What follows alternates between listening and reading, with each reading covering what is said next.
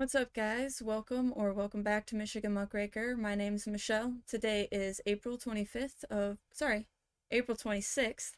2023, and I am finally going to get to the dam story. I've been wanting to since the end of February when I discovered it in the Big Rapids meeting minutes when I was researching Goshen, that Consumers Energy was discussing retiring dams. I think they were talking about Rogers Dam in the meeting minutes, but there's actually 13 dams across 5 different rivers that Consumers Energy is considering retiring by 2040. Now, they say it's because of money, it's inefficient, and it doesn't make them any money. But I'm going to prove in this video that that's not the real reason why these dams will be retired. Before I get into that, I want to say that I'm over the 50-year mark, the 50 video mark, and so I'm halfway through the tutorial stage. Now, obviously, I'm still a noob and I make mistakes, and so I want to say thank you for hanging out with me as I learn what the hell I'm doing. I still get really nervous right before I hit go live, and I wanted to record that because maybe after 1,000 videos it won't be this way. I'm not sure. But thank you for hanging out with me. The other thing I wanted to say is I talk about centralized power a lot here on YouTube, and right now I'm small enough I think I'm flying under the radar, but YouTube likes to censor. And so I have created a Rumble, Michigan Muckraker over at Rumble. Please subscribe there as well, just in case you don't see my videos here on YouTube anymore. Maybe I got kicked off or I got a strike or something. So check me out on Rumble. Like, share, subscribe, and we're gonna jump in.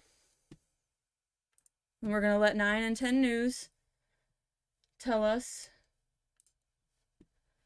the details. Restoring rivers back to their natural state, but potentially destroying reservoirs at the same time. Consumers Energy has 13 river-fed hydroelectric dams across the state, 11 right here in northern Michigan. But with their licensing up in 12 years, they're deciding now if the projects are worth it. That could be a major drain on local communities. 9 and 10's Eric Lloyd explains.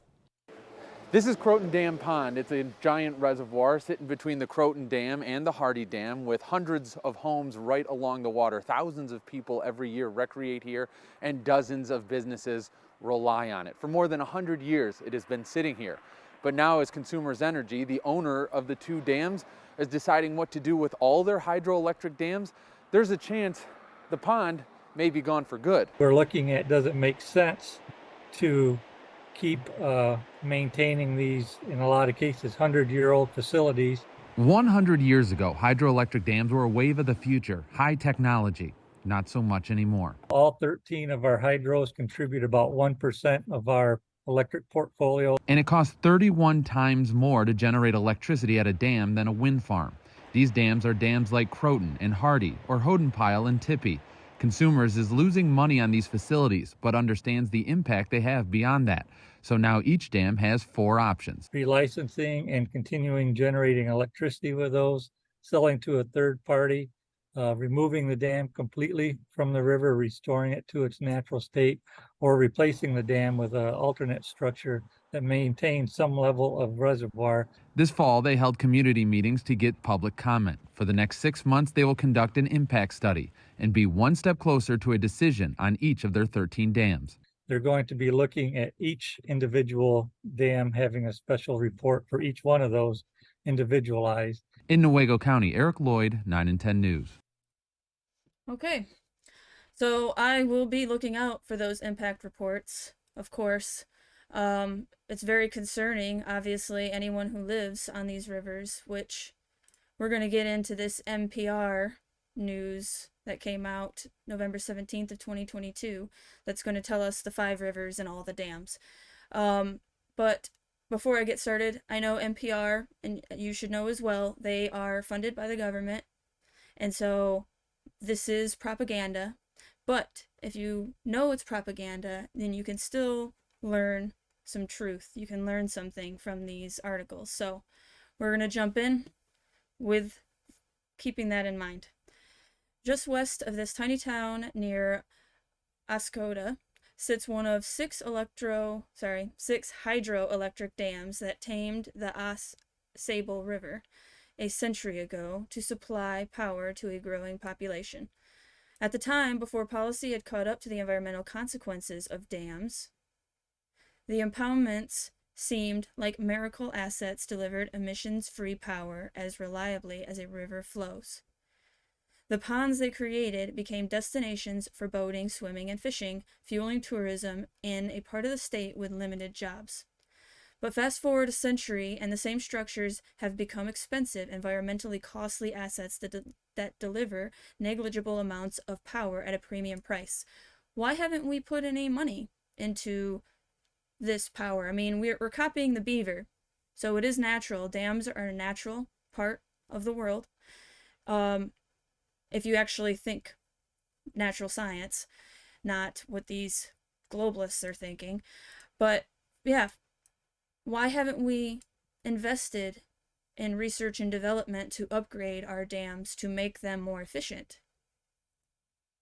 Their owner, Consumers Energy, has begun to ask whether their existence still makes sense. All of which led Tanya Wertheimer to wonder, if the Alcona Dam were to disappear tomorrow, taking with it 1,075-acre reservoir that draws tourists all summer long, would Glenny's grocery store be next? Where are we going to buy our bread? The 67-year-old resident said through tears at a recent public meeting hosted by consumers. Where are the people that actually live here? Where is the community going to survive? That's a great question. Consumers, one of Michigan's largest electric utilities, began a lengthy process this autumn to consider the future of its 13 hydro-power dams that plug 5 Michigan rivers, the Ausable, Manistee, Muskegon, Grand, and Kalamazoo. Those are the 5 rivers that will be affected if they decide to retire all of them. Now, again, we have till 2040 on some of these dams, but some of them are before 2030. Rusty Williams, thank you for joining me. Says, I live in Rogers Heights on the river on Rogers Pond. We got a survey on this last summer, waiting on more info. Rogers Dam is one of these. We pontoon fish and enjoy the pond, and that will be gone. I know. It will be devastating if this occurs. Now, I have full faith that if there's enough awareness that we can change this area, that we can stop this, we can figure out how to keep our dams and upgrade them. But we are against centralized power, and I'm going to show you in the next article, or next couple articles. At issue, and again, I'm affected as well. Hardy Dam, I go sea-doing on that river. So yes, I am with you. That's why I'm so concerned about this. And it's not just Consumers Energy, but because they have a monopoly on this side of the state. That's what we're talking about here. But this is across the United States that dams are an issue. At issue is whether to keep the impoundments in place or remove them. The decision has more potential to alter Michigan's rivers and the communities that surround them than perhaps any action since their construction stopped up the rivers and inundated a collective 17,200 surrounding acres with water that people built lives and livelihoods around. While the company is years from making a decision, its deliberations are drawing keen interest from nearby residents who fear lost property values and dying towns, from electric ratepayer advocates wary of the high costs to maintain dams that deliver little power, and from environmentalists who see a once-in-a-lifetime chance to restore rivers harmed by the impoundments. That's a key right there. Environmentalists who see a once-in-a-lifetime chance to restore rivers harmed by impoundments, because everything humans do is harmful in this environmentalist movement that they're talking about. Humans are the problem. We're the disease. And of course, I don't think that. I know human beings, that this was made for us. So I love humans. I am pro-human, and I think that we can clean up our earth and we can do better, but we have the opportunity, we have the choice to be good, and we do. And so, anyway, sorry, I'm not trying to get into a rant. While the company is years from making a decision, okay, I think I already read that, boom to bust. During hydropower's heyday, Consumers and its predecessors owned more than 90 dams across the state. The structures generate electricity by stopping up rivers, flooding the land behind the dams, and then releasing that water through the dam, where the force of its flow spins turbines to power a generator. I believe it was Tesla. I should know this, but I think it was Tesla who made the first hydro dam. And it is natural. You're using the natural flow of the river to create energy. I don't understand how that's how are wind turbines better than that? I don't get it. Sorry. For much of the last century, it was a cheap and reliable form of energy, but its massive environmental trade-offs quickly became clear. The dams fragmented rivers and warmed their water, harming fish. Fluctuations to rivers' flow from the fill-up and drawdown of reservoirs interrupted natural rhythms that guide many river species' reproduction and growth cycles, and sediments became trapped in reservoirs, starving the river downstream while causing the ponds to fill with silt. Why don't we have the fish ladders? That would help, would it not? I mean, I haven't looked into all of the ways that we could help the fish with dams, so I can't get into that. But I'm sure we can be innovative enough if we really wanted to. It's not best for the river, said Tess Nelke, Board Secretary of Fishing and River Conservation Group Anglers of the ASABLE. And it's not best for everything that lives in the river. Over time, the economics of power generation shifted too. New regulations into the practice of peaking, or filling and then rapidly draining reservoirs to maximize power output during times of high demand. Why? Were there new regulations? And is it any surprise that regulations are the problem? Because it ain't to me. As a result, the dams now operate at less than 40% of their capacity. And cheaper energy sources enter the fray, while the aging dams became increasingly expensive to operate and maintain. If you say that cheaper energy sources are turbines, then I'm sorry, you're wrong. Today, it's one of the more expensive power sources we provide, said Adam Monroe, Consumers Executive Director of Hydro Operations. Wind, for example, is 31 times cheaper. There's so many subsidies and there's so much subterfuge in that wind energy turbine crap. And if you look at it, and you're honest with yourself, that is industrial. It litters our Mother Earth. It litters the horizon. I hate them. Sorry, I hate them. They're so ugly. Amid those changes, Consumers sold or retired most of its dams between the 1940s and 1970s. The 13 that remain provide just 1.2% of the utility's annual power mix, barely enough to cover their $12.6 million in annual operating costs. And at an average of 105 years old, Consumers says the dams need hundreds of millions of dollars in maintenance and upgrades to continue operating safely. The company's dilemma is familiar. More than 80% of Michigander's 2,521 dams have aged beyond their intended lifespan, resulting in growing costs to keep them going. Hydropower's waning cost competitiveness at times leaves dam owners struggling to cover those costs. Those imbalances played out dramatically in 2020 when two privately owned Midland area dams failed amid heavy rainfall. Regulators for years had flagged safety issues at the dams, but Boise Hydro insisted it lacked the money to make fixes. Why? With all the tax dollars that they take from us, why is it not going to our roads, our dams, our fire stations? Following the disaster, a state task force concluded that dams across the state need immediate attention to avoid future tragedies, including money to fix problem dams and substantially enhance dam removal. I mean, the amount of money that they waste, what is $10 million? I mean, we just gave $175 million bribing a company to buy our land, and yet we can't put that $175 million into the dams? Corruption.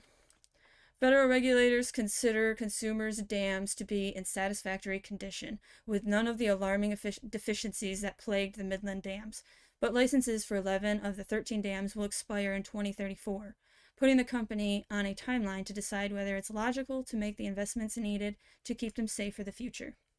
Consumers is considering one of 4 options for each dam: relicense, continue generating power, sell to a new owner who would maintain the impoundment, remove the dam and restore a free-flowing river, or build a new barrier that generates no power but preserves a reservoir. Consumers plans to announce its preferred solution for each of the 13 dams next year. After that, state and federal regulators will decide whether the company can move forward with its plan. So we supposedly get a say. Supposedly. And that's not to say we should not talk. Of course, we need to talk, spread awareness, and we will have a say if we demand it. But they're going to try to pretend you have a say and then corral you into what they want. But I'm going to get into that later. Good for tourism, bad for fish. The idea of losing the dams has nearby residents nervous. On the Kalamazoo River, hundreds of residents who live on the reservoir created by the Calkins Bridge Dam have joined a property owners association that is lobbying for its survival. Sad that we have to do that. On the Unsustainable, a Facebook group has cropped up devoted to saving the dams. Sorry, I've read that all messed up. A Facebook group has cropped up devoted to saving the dams. That's the correct way to say that sentence. And across the state, large crowds showed up at public meetings with consumers to voice their fears about the future. All of these communities are dependent on waterways that are created out of those dams, said Coco Sutke? I'm sorry. President of the Lake Allegan Association, which represents landowners on the impoundment created by the Calkins Bridge Dam near Allegan in the Kalamazoo River. And the communities that surround those bodies of water would be destroyed. Those efforts are met with counterpoints from environmentalists who see consumers' process as a rare opportunity to undo the environmental impacts of dams, which have thwarted the survival of migratory fish and other river life. Take, for example, the Muskegon River, where migratory native lake sturgeon once had free reign of the 219-mile river from Lake Michigan to Higgins Lake. Now the massive ancient fish can go a few dozen miles before a concrete wall blocks their path. Cut off from spawning habitat in lakes and rivers across the state, Michigan sturgeon's population has shrunk to 1% of its historic size. That is sad, but again, why can't we do fish ladders or something? We can be innovative. We can help the fish get upstream and have our dams. I know it's possible. It's that some people don't want that.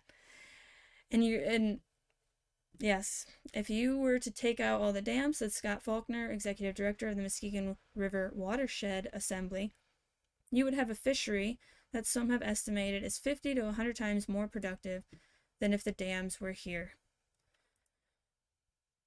Dams also warm rivers by trapping water in reservoirs and then releasing the sun-baked water downstream, harming fish, such as trout that prefer temperatures below 70 degrees. Summer temperatures in the Unsustainable rivers, storied trout waters routinely exceeded the thresholds below consumers' dams, said Bob Stuber, executive director of the Michigan Hydro Relicensing Coalition, an environmental and conservation group focused on the impacts of dams. Rusty Williams says, thanks for reporting on this. Don't think many people know, which is what they want. Push it through, just like the battery plant. Yep. Let's pollute the rivers and tear down the dams. We'll watch this later. Thank you, Rusty, for joining me. And yes, I hope that you come back because I have a lot of information to share. I can't help but to have long videos, but take it in chunks. I appreciate it. As climate change warms the world's rivers, environmentalists see dam removal as key to protecting cold water fish like trout because Michigan's northern rivers are Springfield. Stuber said, they are poised to withstand climate change far better than western streams that rely on snowmelt. Think of how important Michigan streams will be. Groups like this and the anglers of the Unsustainable generally favor removing most dams while maintaining a downstream barrier to keep Great Lakes invasive lamprey from entering rivers.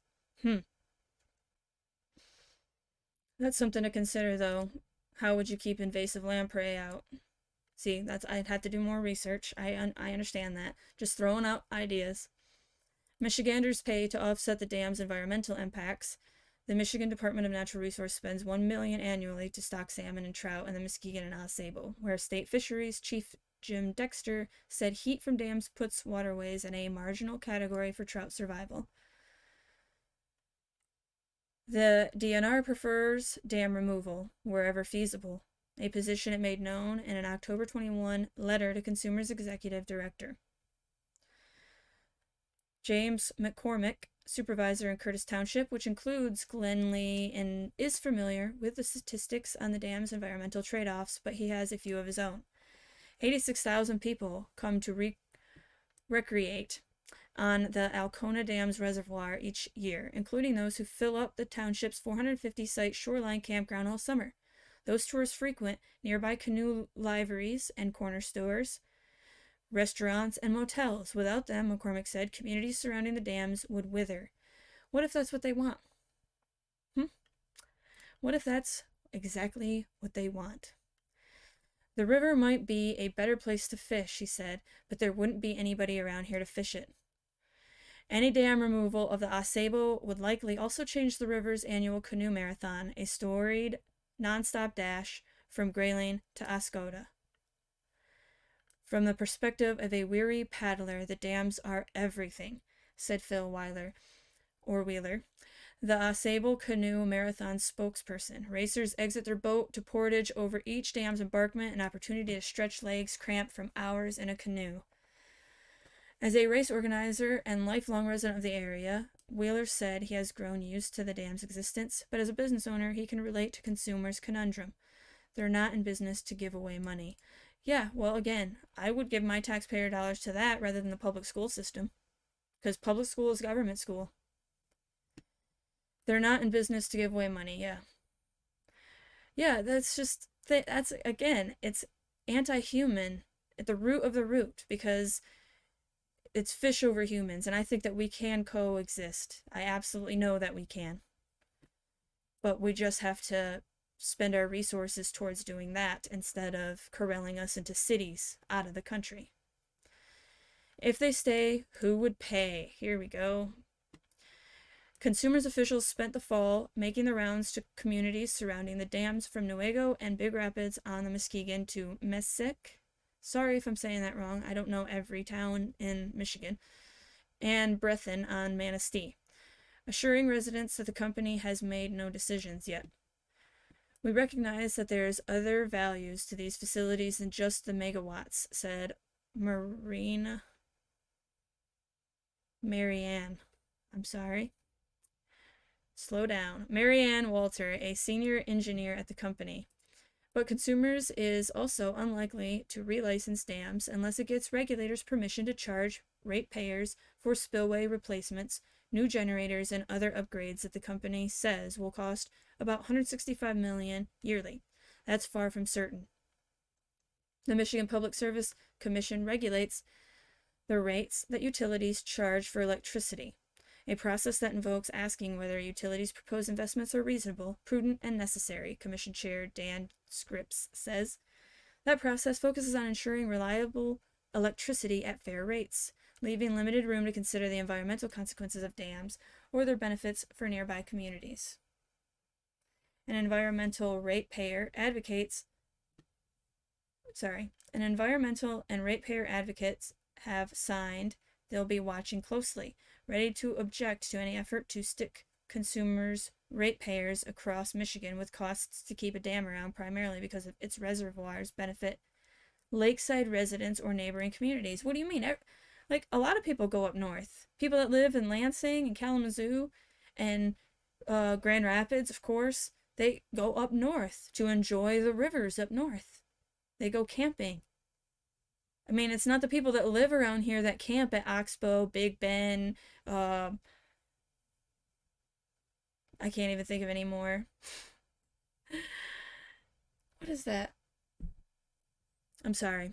There's a bunch of campsites all up and down the Muskegon. That's my point. I'm blanking. Now that I need to recall them, I can't. But there's a lot of money there. There's a lot of people that go to those places. And so they're talking about, I might say it in here, they're talking about raising rates at the parks in order to pay for the dam. So that's one of the solutions. We don't think that customers should be paying the full cost of dam if the reason it's going to continue to operate is other than hydropower, said Douglas Jester, an energy policy expert who has represented the ratepayer advocacy group Citizens Utility Board in rate-making cases. Yeah. Coming from all different angles. There are other financial models, and mid-Michigan property owners around the infamous Midland dams took control of them, covering maintenance costs with annual taxes imposed on properties near the reservoirs. But many of consumers' dams are surrounded by largely undeveloped land, leaving far fewer people to split the tab. Again, people that are camping up and down the river, if you had to. The Michigander says, I cater to people all over the state and country for camping and utility vehicle riding. We don't want none of this crap. We don't want none of this crap. Well, yeah, I agree with you. You don't do you mean you don't want to raise rates, or that you don't want the dams to go away? I should ask that. I'm assuming you're saying you don't want the dams to go away because of all of the campers. With 1,087 residents in the entire township around the Alcoma Dam Pond, McCormick said, I don't know who around here would have that kind of resources. Sudik of the Lake Allegan Association said she doesn't feel it should be property owners' responsibility to keep the Kalamazoo River reservoir intact, and she fears removing the dams could release PCB contaminated sediments from the reservoir, creating new environmental consequences.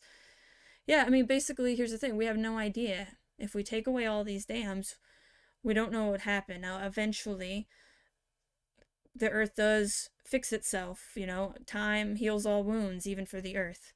But the immediate consequences are unknown. Well, I mean, as far as environmental. Consumers is an immensely profitable company, Sudik said. It's not like this is an existential threat to them. Absolutely. I mean, they are a monopoly here on the west side of Michigan, and thanks to the government regulations always creates monopolies. So the fact that they say they can't afford it, again, it's a lie. It's a lie.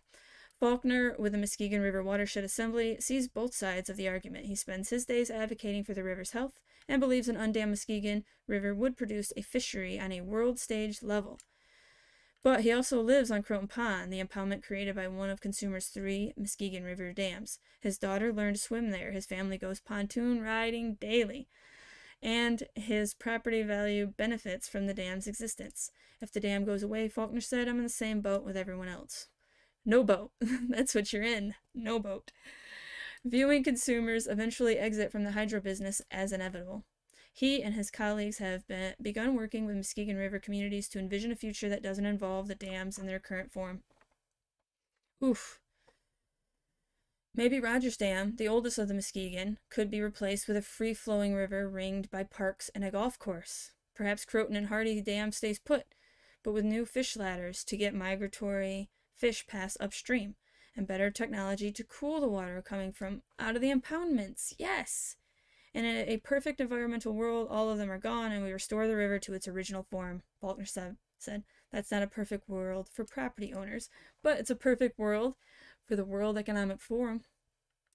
It's a perfect world for the United Nations.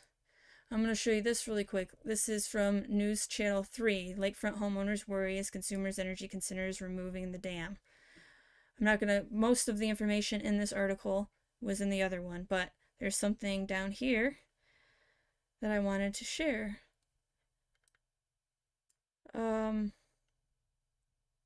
Yep, sorry. I will find it. Consumers have said they finished the community meetings. There it is. Consumers Energy said they finished community meetings and are also meeting with stakeholder groups to get their feedback on these options. They'll present it to the top decision makers at Consumers Energy, evaluate it, and develop a long-term strategy for the future of these dams in 2023. They talk about people, prosperity, and the planet, said Tim. I would point them back to that, and do they really believe that? So who they talk about people, prosperity, and the planet? Are they talking about the stakeholders? Now, two things. First, I'm going to have Klaus Schwab tell you what a stakeholder is, since he coined the term. Who will really command the fourth industrial revolution and its technology like artificial intelligence? What's your sense of who's best placed at this time to lead the world into the fourth industrial revolution? Because you pretty much created this term. We're seeing the kind of technological strides that China has made with Huawei, with the 5G technology, do you believe that this could potentially be China's time once again? We should make here again let's say a differentiation. On the one hand, we have state capitalism. On the other hand, we have shareholder or private capitalism. So it's a clash between two systems. I believe that state capitalism in the short term provides certain advantages, because you can mobilize in a concentrated way a lot of resources to reach a specific objective. But I believe that the future is not state capitalism or shareholder capitalism. The future is what I call stakeholder capitalism, which is combined with the social responsibility. It's communitarianism. So he tells you himself, state capitalism is awesome because you can mobilize. That's what China has, is state capitalism. It's centralized power. They own everything. They own the means of production. But they let it go free just a little bit, which is where the capitalism part comes in. But really, it's just communitarianism. And then the other thing is, this is from this news channel. They said people, prosperity, and planet. And you go over to the United Nations and their Agenda 21, 2030 Agenda for Sustainable Development. You come down here and it's people, planet, and prosperity. They're using the terminology, whether they know that they're doing it or not. They are promoting the Sustainable Development Plan. It's why these dams are going to be going away. The World Economic Forum, the 5 big threats to rivers. This was October 12th, 2022. Can you guess what number 1 is? Dam obstructions. This is the reason why. They can say everything else that they want to say, but the plan, the master plan, is for these rivers to go back to their original flow and for us to live in cities. Dam obstructions, one of the single largest threats to river biodiversity, comes from dams, which provide humans with electricity, water reserves, and other benefits, but come with ecological costs. The loss of free-flowing rivers divides watersheds into unconnected fragments and changes water flow, quality, and temperature. It also blocks the transport of sediment and can obstruct the movement of animals, including migratory fish and the species like freshwater mussels, which depend on those fish. In the United States, dam building was imperiled It has imperiled Atlantic salmon on the east coast, as well as many runs of the west coast's 5 salmon species, but the ripple effects can extend to aquatic insects, birds, and riparian plants. So I will leave this down below. It says pollution, grazing, crazing, because again, it's an anti-human movement. Climate change, not enough protections. These are the 5 biggest threats to water. You come here to the United Nations, they say this is the decade of action. 10 years to transform our world. The Sustainable Development Goals, our shared vision to end poverty, rescue the planet, and build a peaceful world, are gaining global momentum. With just 10 years to go, an ambitious global effort is underway to deliver the 2030 promise by mobilizing more governments, civil society, businesses, and calling on all people to make the global goals their own. The decade of action to deliver the global goals. Today, progress is being made in many places, but overall action to meet the goals is not yet advancing at the speed or scale required. 2020 needs to usher in a decade of ambitious action to deliver the goals by 2030. That's a lot of opportunity after what happened in 2020 for this decade of action, don't you think? The decade of action calls for accelerating sustainable solutions to all the world's biggest challenges, ranging from poverty and gender to climate change, inequality, and closing the financial gap. Again, this all sounds so great, but if you actually look into it, the ends justify the means, the greater good, all of these things have terrible, dire consequences, and it's been shown time and time again. Russia knows about that. The errors of Russia have spread. It's terrible. The decade of action will mobilize everyone everywhere. We will work to create an unstoppable force linked to global goals. We will identify risks to ensure no one is left behind. This requires each of us to take action individually and collectively, locally and globally. They're here. And that's why these dams are being threatened. And so we need to be aware of that. We need to make sure that the grassroots movement, when we elect people into these local governments and we go to these boards, which we need to start doing, then we need to make sure that they know that we don't want Agenda 21 here. We don't want their land use restrictions. We want freedom. We want freedom. We need to spread awareness is the first step, and then we need to make sure that we're active very locally because they're working very locally, and so we should too. Demand urgency and ambition. We must be the generation to end extreme poverty, win the race against climate change, and conquer injustice and gender inequality. Sounds great, but the way they want to do it, again, you look into it, it's not. Water Action Decade. So the dams are directly in this. Water Action Decade is from 2018 to 2028. Averting a global water crisis.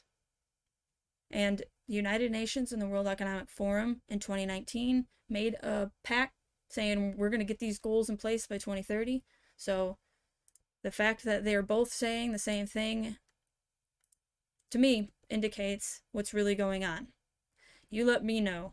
Maybe it is the money, but since we send $400 billion over to Ukraine, I'm sorry, I just don't think it's about the money. Michigan sues village that tried to rebuild its dam without permits. This is another story. This is back 2022, but I just thought the audacity, and I wanted to share it with you. Breedsville, Michigan. The state of Michigan has filed a lawsuit against a rural village where elected leaders rerouted a river branch in order to rebuild the dam without obtaining permits. Oh my gosh. They didn't ask permission from the government. How dare they? They used their own funds to fix the dam that they benefit from. But they didn't ask permission, guys. So they're going to be in trouble.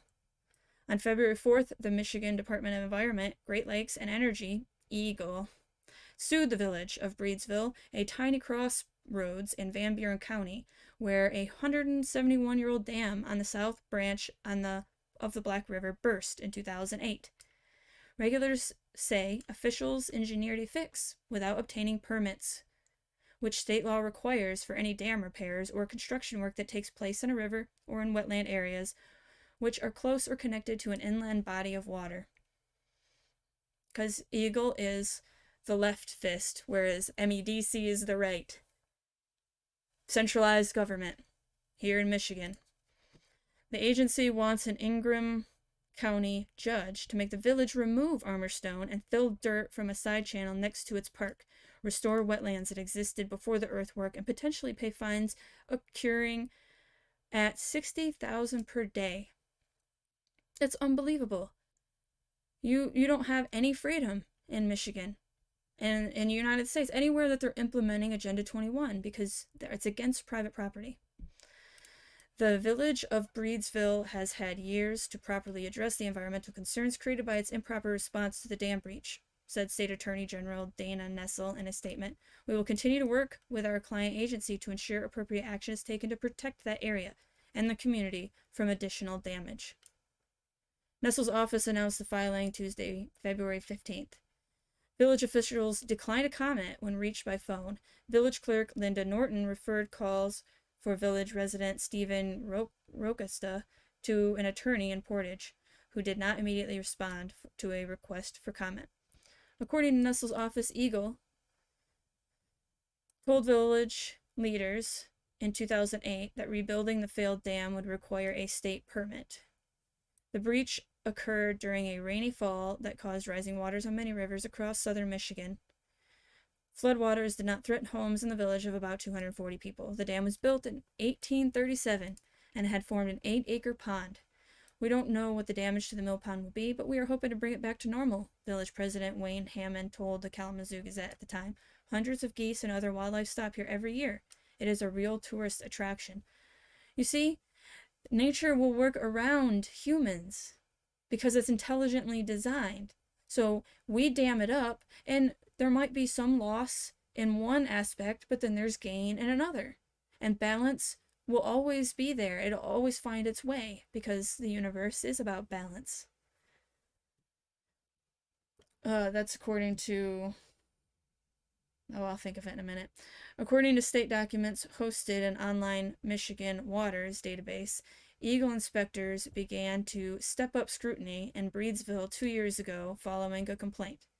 On July 29, 2020, inspectors found dump trucks and bulldozers putting large quantities of dirt into a side channel in an apparent effort to reroute river flow toward the deteriorating spillway structure and away from the natural channel that developed after the 2008 failure. A week later, EGLE ordered the dirt to be removed, saying the unpermitted work violated several sections of the State Natural Resources and Environmental Protection Act. Yeah, look into that. Look into all the promises our government has made secretly to basically like the Paris Accord.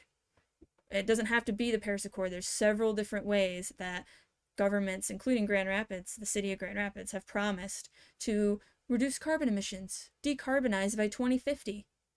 And again, we are carbon-based life forms. So when you say decarbonize, you mean anti-life. Randy Counterman, Chief Deputy Drain Commissioner in Van Buren County, verified the evacuation work was taking place at EGLE's request the morning of the complaint. There was absolutely no engineering involved in it whatsoever. They needed a soil erosion permit. If they would have applied for that, then I could have steered them in the right direction. You mean if they would have applied for it, they would have been denied? I mean, that's a possibility. Maybe that's why they did it without asking permission. Because they knew that they wouldn't be granted permission by daddy government. The reason such evacuation work requires a permit is to, among other things, protect fish habitat in the river. Fish like stony bottom riverways for nesting, Counterman said. Dumping a truckload of sand can really mess with the fish. It's all about the fish, guys. That's the reason. Counterman said the village lost a water feature and likely some economic benefit once the pond drained after the dam breach, but that the Drain Commissioner's office had heard anecdotally that fishing improved in the area once the river upstream was reopened to spawning.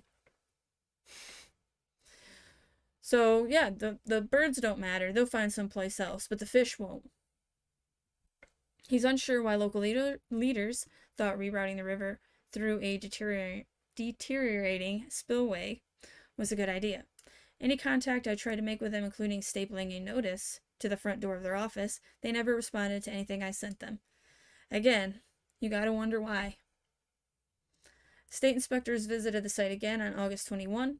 They found a mound of aggregate armor stone placed next to the filled-in area and observed that soils had entered the water as evidenced by the plumes on both sides of the fill. In a February 2021 follow-up letter, EGLE told the village that even had a rebuilding permit been sought, any reconstruction would have to meet modern dam safety standards. So you see, EGLE proposed that the village agree to resolve the matter through an administrative order that would reimburse state legal costs and include a civil fine. EGLE proposed that the village agree, hey, you guys, pay these fines.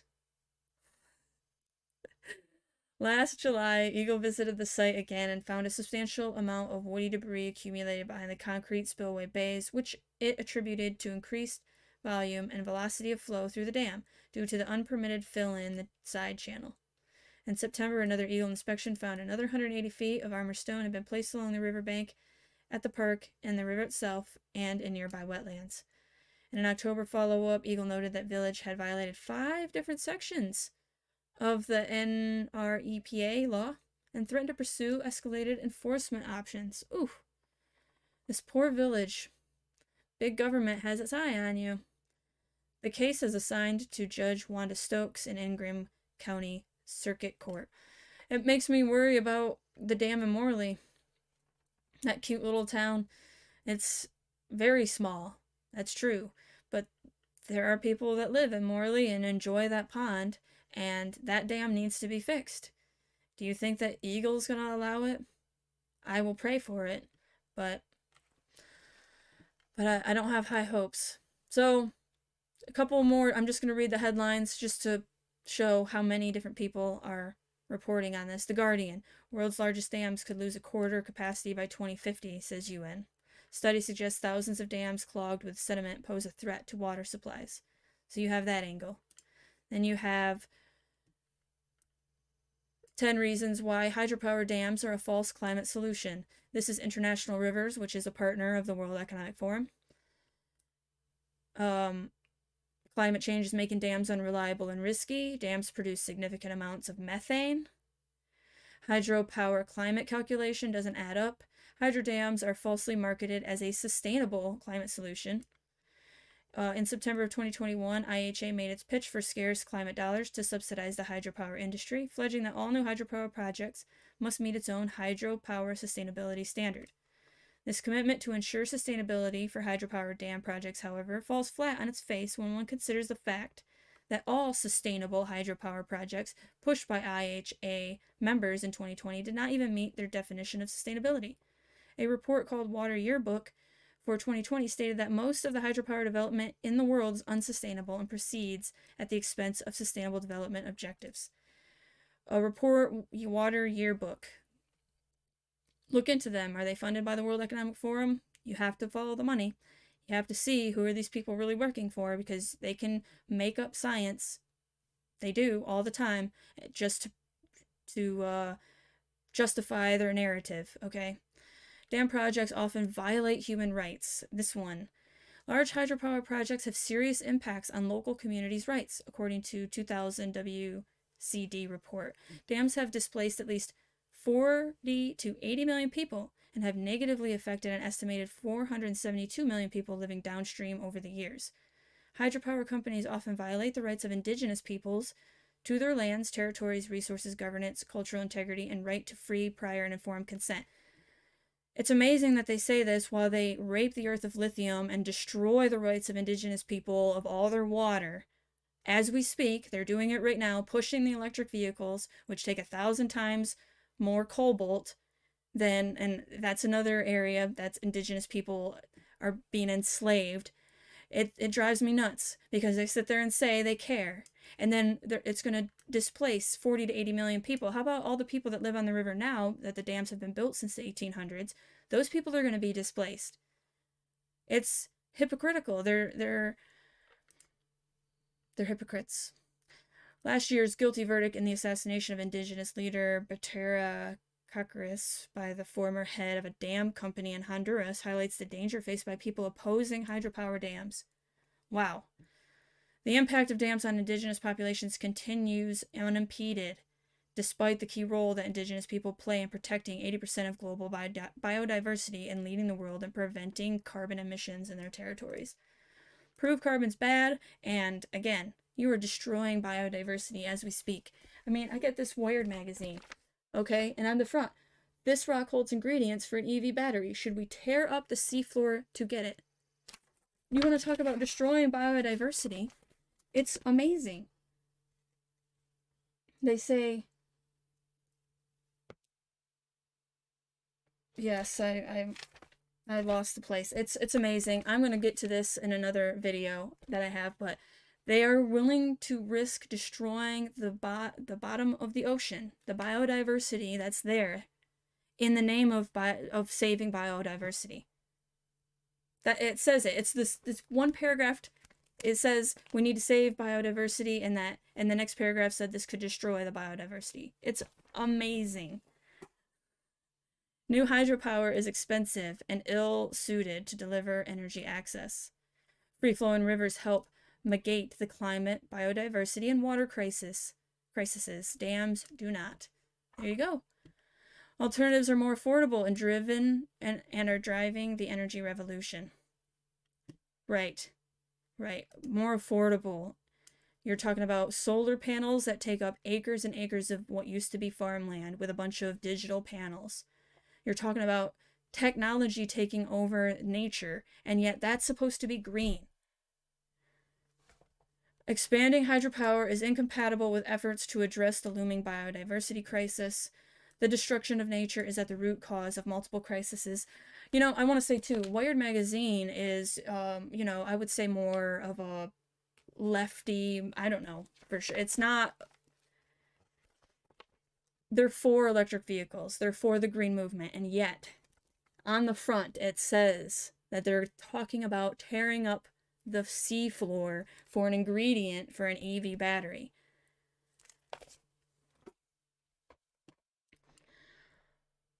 Okay. Large hydropower dams not sustainable in the developing world, BBC News. They don't have any, yeah, subheadings. So what else do we have? This is ADA. I don't really know exactly what ADA is, and I probably should. I'm sure it's another government agency. Large dams contribute to climate change.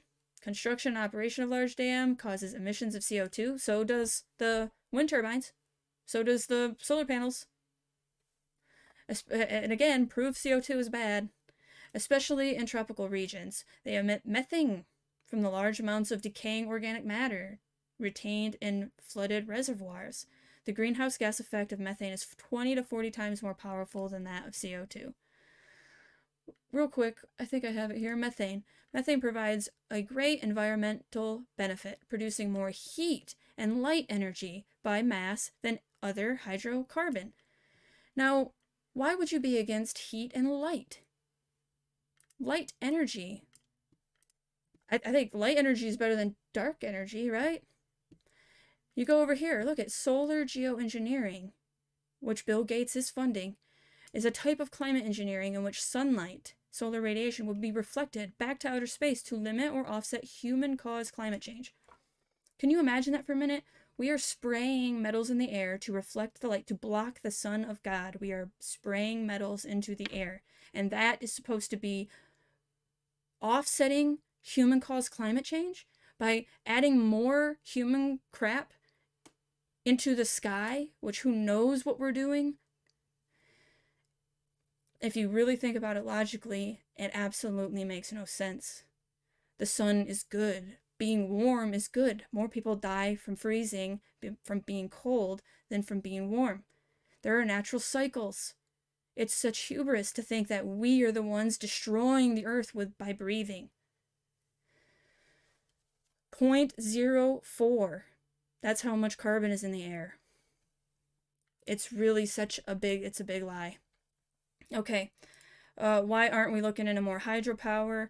It's a major source of power globally. It's the largest source of renewable electricity and one of the fastest growing, but there are limited places to build hydropower, and large dams carry a number of social and environmental concerns. They're going to go across the same environmental concerns. I'm just showing you how many different people and places are spouting that dams are unsustainable.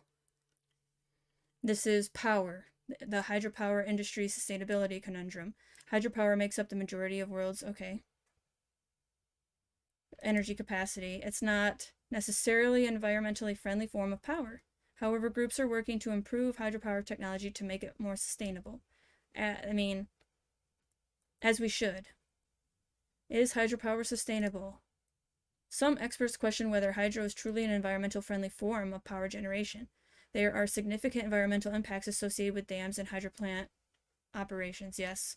Reservoirs can provide benefits such as flood control, agricultural irrigation, and recreation. They can also negatively affect aquatic ecosystems. So that's the angle they have. Fish-friendly hydro turbine. Again, innovation. Expanding the use of hydropower comes with a unique challenge of minimizing disruption to watershed ecosystems and mitigating impacts to fish and other aquatic life. Alameda, California-based Natil Energy claims to have the answer.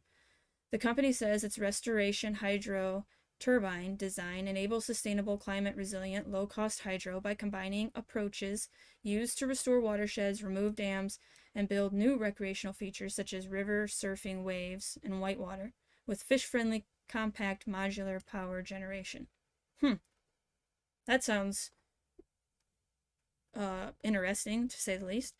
When my brother and I were coming up with the idea for Natal Energy, the conundrum we faced was how to build hydro differently than it's been done for the 100 years.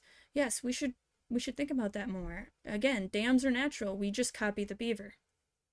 We learned from nature. We knew the approach going forward would likely be distributed and not necessarily building huge dams. Our main focus was, first and foremost, building an efficient and fish-safe turbine, because in hydropower, your choice of turbine defines the rest of your powerhouse and civil work. So, interesting. I will have all of these links down below, but let's climate action. New research finds hydropower dams unsustainable in the developing world. 2018, the year that the Water Action Plan started, Water Action Decade for the UN. And that's it. Okay, real quick, going back to this one.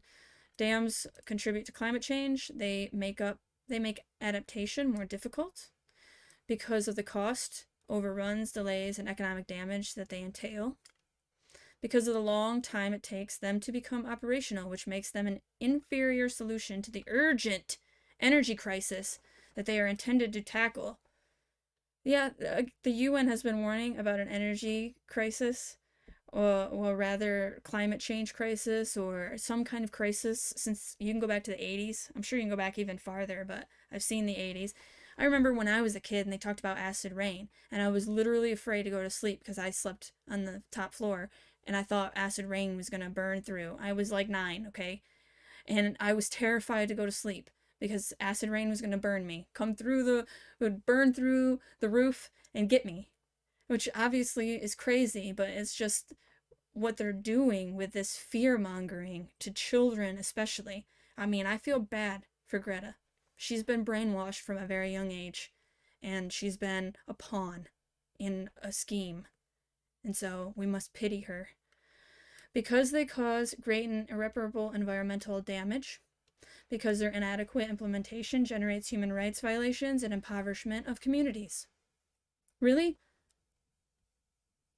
It's going to impoverish communities by taking them away here in Michigan. Large dams are not clean energy. Methane emissions from dams contribute 4%, a total of 4% of global GHG emissions. They gotta go, man. Dams cause irreversible damage, environmental damage, 70% decline in tropical freshwater species, and 37% decline in freshwater species. They threaten humans' rights. Stop considering large dams as clean energy, guys. Increase incentives. This right here, that's cleaner. These huge wind turbines, those are better. Increase incentives for energy efficient initiatives and truly renewable energy development. Right. Pick and choose winners and losers with corporate welfare. Exclude large dams from incentives mechanisms within the UNFCCC, such as Green Climate Fund and the CDM. Adopt transparent and participatory decision-making processes in the environment and the energy sector to best meet the needs of societies. I have one more thing I want to share with you. This comes from Democrats Against UN Agenda 21.com. So what is the Agenda 21 and why should I care? Considering its policies are woven into all the general plans of the cities and counties, it's important for people to know where these policies are coming from. While many people support United Nations for its peacemaking efforts, hardly anyone knows that they have very specific land use policies that they would like to see implemented in every city, county, state, and nation. The specific plan is called UN Agenda 21 Sustainable Development, which has its basis in communitarianism. By now, most Americans have heard of sustainable development, but are largely unaware of Agenda 21. In a nutshell, the plan calls for governments to take control of all land use and not leave any of the decision-making in the hands of private property owners. It is assumed that people are not good stewards of their land, and the government will do a better job if they are in control. After everything I've read, do you think that statement is true, that sentence? Because I sure do. They do not trust us. They do not think we are good stewards. Individual rights in general are to give way to the needs of communities, as determined by the governing body. This is that private-public partnership that we hear so much about. Moreover, people should be rounded up off the land and packed into human settlements or islands of human habitation, and close to employment centers and transportation. Another program called the Wildlands Project spells out how most of the land will be set aside for non-humans. So if all these dams go away, there's no incentive for us to be out here. This would be part of the wildlands, the non-human space. UN Agenda 21 cites the affluence of Americans as being a major problem, which needs to be corrected. It calls for lowering the standard of living for Americans so that the people in poorer countries will have more, a redistribution of wealth. Right, instead of trying to help everybody grow as tall as we are, they'd rather cut us down. It's easier. Although people around the world aspire to achieve the levels of prosperity we have in our country and will risk their lives to get here, Americans are cast in a very negative light and need to be taken down to the condition closer to average in the world.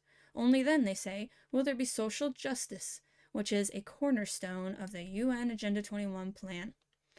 Agenda 21 policies date back to the 70s, but it got its real start in 1992 at the Earth Summit in Rio, when President Bush signed onto it. Whoops, I did not mean to do that. President Clinton took office the following year and created the President's Council on Sustainable Development to implement it in the United States. Made up of federal agencies, corporations, and nonprofit groups, the President's Council on Sustainable Development moved quickly to ensure that all federal agencies would change their policies to comply with UN Agenda 21.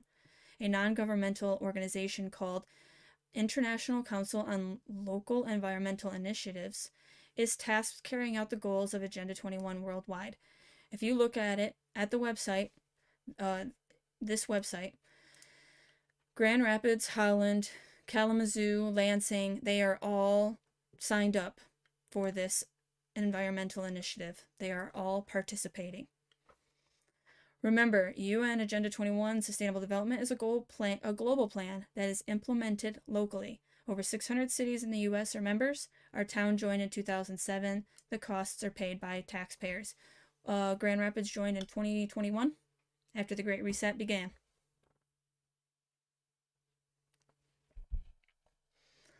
It's time that people educate themselves and read the document and related commentary. After that, get a copy of your city's or county's general plan and read it. The master plan that Green Township is going to be creating, you can guarantee that they're going to be influenced by Sustainable Development Plan. You will find all sorts of policies that are nearly identical to those in the UN Agenda 21. If you go to the Grand Rapids, which I'm going to do a video on the master plan in Grand Rapids. They're currently formulating it right now, and they're using a Delphi technique on people. This is happening. That's a new master plan for Grand Rapids, and it's probably going to be a smart city, guys. We need to look into it when it comes out. Unfortunately, their policies have advanced largely unnoticed, and we are now in the end game. People need to identify their elected officials who are promoting the UN's policies and hold them accountable for their actions. Once we've identified who the people are and what they are trying to do, we will be able to evaluate whether or not we approve of the policies they are putting forward. Some people may think it's appropriate for agencies outside the United States to set our policies, and some people will not. I obviously don't think it's a good thing. I'm against it. It's against the Constitution. I'm for the Constitution. The question is, aren't Americans able to develop their own policies? Should we rely on an organization that consists of member nations that have different forms of government, most of which do not value individual rights as much as we do here in America? That is something that's truly American that makes us great. Individual rights given by God, not by government. Therefore, if government takes it away or tries to take it away, they are wrong, because it was given by God. And who the hell are you to tell me I don't have freedom of speech or the rest of the freedoms? It's time to bring UN Agenda 21 out in the open, where we can have these debates and then set our own policies in accordance with our Constitution and Bill of Rights. So that is what I'm hoping to spread to everybody, the awareness that we do still have a chance to keep our dams, to keep UN Agenda 21 out of our areas. But first step is awareness. People need to be aware that are working for us now on the boards and committees. And if they do know, and yet they're still for it, for implementing them, then they need to be recalled.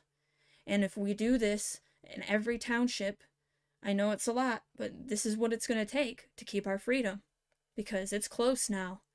They're at their end game. 2030 is 7 years away, and that's when they want it all done, and things are moving very quickly.